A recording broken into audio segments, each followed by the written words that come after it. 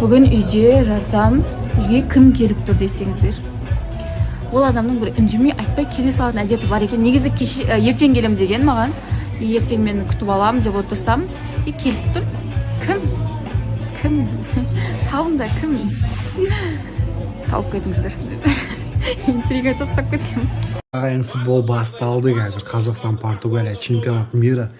Кім білмеймін, өз басым Қазақстанның кез келген спортта болсын, немесе басқа нәрсеге қатысып жатса, палеом қарап қолдаймын да. Қандай бір спорт болмасын, қандай өнер болмасын ше.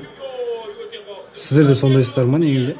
Өздеріңізге қатысы жоқ болса да, әйтеуір Қазақстан қатысып жатса бір нәрседен қолдап, шын жүректен сөйтіп бір тілеп отырасыздар ма? Мен сондаймын, например.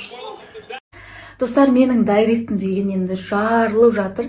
Бетіңізге не істедіңіз, қалай жасадыңыз, қалай олар кетіп қалды деген сияқты. Негізі көпсінің проблемасы қазір осы беттің таза болмауы шыны керек. Екінің бірінде осылай беттері таза болмай, сонымен арпалысып, қанша косметологтарға барып, оны одан сайын құртып, жөндей алмай жүреді ғой. Менде де дәл солай болған. Мен тек бетіме барлық нәрсені жаға бердім, косметологтарға бара бердім, бірақ менде ешқандай результат болған жоқ. И сол үшін мен бірінші ағзаны дұрыстаған дұрыс деп шештім. Бірінші ішкі ағзамызды дұрыстап, бетімізді, сыртымызды дұрыстай бергенше ішімізді дұрыстайық деген ой келген болатын.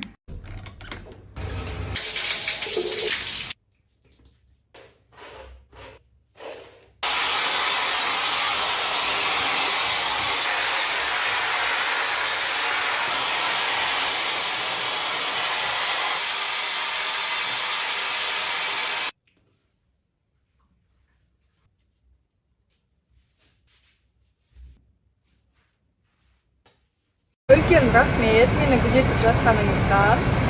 Қосаяқтан бері қараймын деп жатсыздар. Және де көп сұрақтар осы қосаяққа байланысты екен, және де бұрынғы менің экс-жігітіме байланысты. Мен қосаяқта кеткеннен бері, біз екеуміз айырылысып кеткеннен бері біз мүлдем сөйлескен жоқпыз. Ол тема уже жабылған. Қазір енді өздеріңіз байқағандай стористарда мен уже басқа ер азаматты салып жүрмін. Сондықтан ондай сұрақтарды маған көп қоя бермеңіздер, бұл тема жабылған. Мені Ташкент қаласының және де жанындағы Нукстан қарайды екен. Барлықтарыңызға рахмет. Барлықтарыңызға қайырлы күн, қалайсыздар? Мен осы арқылы почтаға шықтым. Қытайдан тауарлар кешігіп келген. Соларды салып жатырмын қазір. Енді жартысын осыны өзім салып тастайын деп. Клиенттер қанша күтіп қалды, қанша жазып жатыр. Сол барлығын қазір салып жатырмын.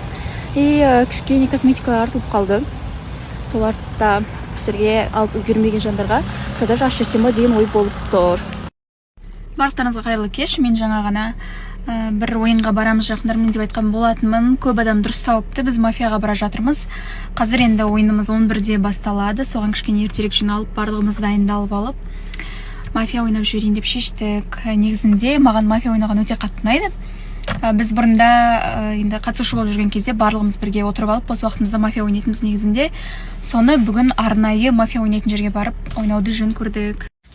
Кстати, гифт туралы сұрап жатқан кісілер, скоро басталады. Бірінші біз кішкене спонсорларымыздың барлығын жинап алайық. Ол өтірік емес, ешқандай да мен салған нәрселердің, өзім салған нәрселердің ешқайсысы өтірік емес. Негізінде егер де мен солай сіздерге живой подписчик деп айтқан болсам, гифт болады деп айтқан болсам, значит ол на самом деле болады деген сөз. Жақын арада басталып қалады, сондықтан да кішкене уақыт күте тұрыңыздар.